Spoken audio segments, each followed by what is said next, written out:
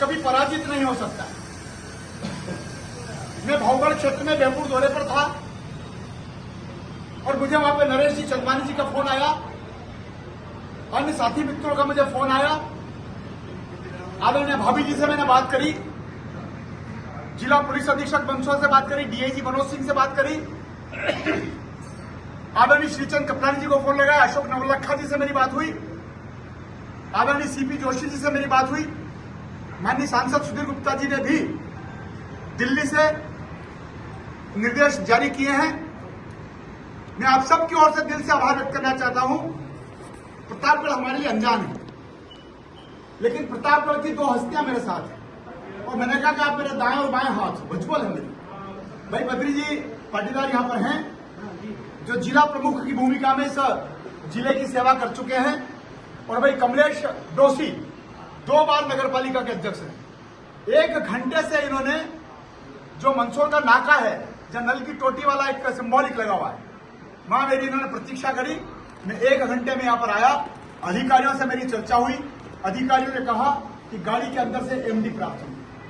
हमने कहा एमडी मुखबिर की सूचना से प्राप्त नहीं हुई। ये एमडी जिसने रखी वो व्यक्ति है जो लगातार संतानी परिवार को पिछले 5-6 सालों से परेशान कर रहा है।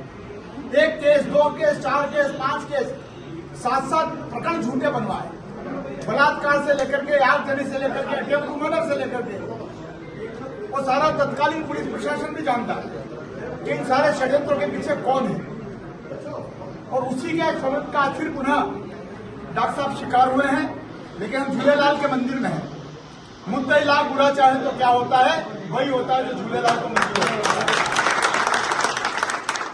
साथियों मित्रों, राष्ट्रीय स्वयंसेवक संघ के हमारे वरिष्ठ जो हमारे विभाग के प्रचारक रहे हैं, भाई विनोद जी मेहता की उनसे चर्चा हुई, अन्य साथियों की उनसे चर्चा हुई, हेमंत गुलचंदानी की उनसे चर्चा हुई। मुझे जयपुर से उनका फोन आया। मैंने कहा सर मैं पहुंच रहा हूं प्रतापगढ़ नारकोटिक्स डिपार्टमेंट। नारकोटिक्स विभाग के अधिकारियों ने चूंकि प्रकरण बना दिया था और वे प्रकरण बनाने के बाद इस स्थिति में आ गए थे कि अब क्या करें, क्योंकि विभाग ने तो अपना काम किया, उनको जैसी सूचना प्राप्त हुई, लेकिन 75 वर्ष की उम्र में भाभी जी को साथ लेकर के नवरात्रि के पर्व पर मां के दर्शन करने जाने वाला व्यक्ति कभी अपनी गाड़ी में एमडी ले जा नहीं सकता और फिल्म नहीं ले जा सकता। और ये षड्यंत्र का शिकार हुआ। हमने उनको आर्ग्यू किया, हमने तर्क किया, और भी अन्य यहाँ पर साथी नेतागण हमारे आए थे।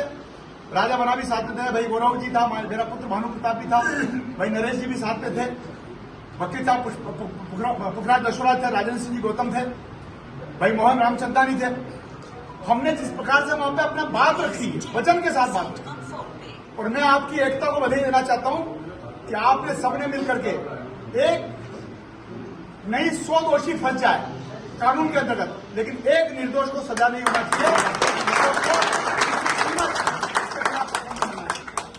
बड़े बड़े अधिकारियों से चर्चा हुई, मुझे पता ही नहीं किन किन के फोन आ रहे थे मेरे पास, कहीं चित्तौड़ से फोन आ रहे थे, कहीं ग्वालियर से फोन आ रहे थे, और अंतोगतवा हमने कहा, मेरा सुझाव था कि आप डॉक्टर साहब से केस हिस्ट्री जान लें, सामने वाले व्यक्ति ने कब कब षड्यंत्र किया और ये भी षड्यंत्र का शिकार है।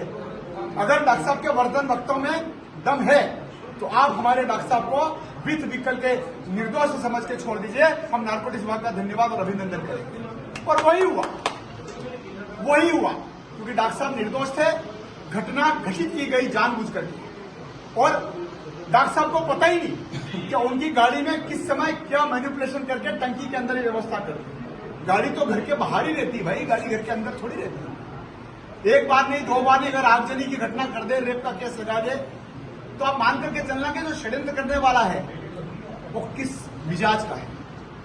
पारिवारिक झगड़े कितने भी हो जाए, सामाजिक झगड़े कितने भी बड़े हो जाए, लेकिन इन्होंने हरकत करने से बचना भी चाहिए और समाज को भी इस बात को समझना चाहिए। भाई कमलेश जी ने कहा भी यहाँ, डोसी जी ने, कि समाज की एकता और समाज ऐसे लोगों का बहिष्कार भी करें, उनको परिष्कृत भी करें, क्योंकि ये तो आप सब थे, हम भी आ गए थे।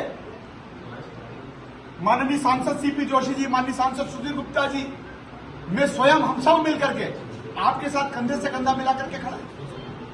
और मेरे राजनीतिक जीवन में मैं कभी थानों पर जाकर इस प्रकार से उपस्थित नहीं होता हूं, लेकिन आज मुझे मालूम था कि डॉक्टर संतानी जी निर्दोष हैं, मुझे यहां पर आना पड़ा और आकर के मैं आपके साथ इसलिए खड़ा हुआ कि 75-80 साल साल की उम्र में अगर किसी के ऊपर झूठा मुकदमा डल जाए तो इनकी तो पूरी जिंदगी ही जेल में कट जाए।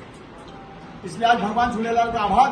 डॉक्टर साहब आपका हम अभिनंदन करते हैं और आपके ऊपर जो संकट आया, प्रभु से यही प्रार्थना करते हैं कि इससे संकट कभी नहीं आवे। और सबने मिलकर के जो सहयोग किया, सारे जनप्रतिनिधियों ने, सारे राजनीतिक दलों के लोगों ने, सारे समाज के लोगों ने, राष्ट्रीय स्वयंसेवक संघ ने, सबने जो यहाँ पर महत्वपूर्ण भूमिका निभाई, सबका मैं अभिनंदन करते हुए आभार व्यक्त करता हूँ। बहुत बहुत धन्यवाद।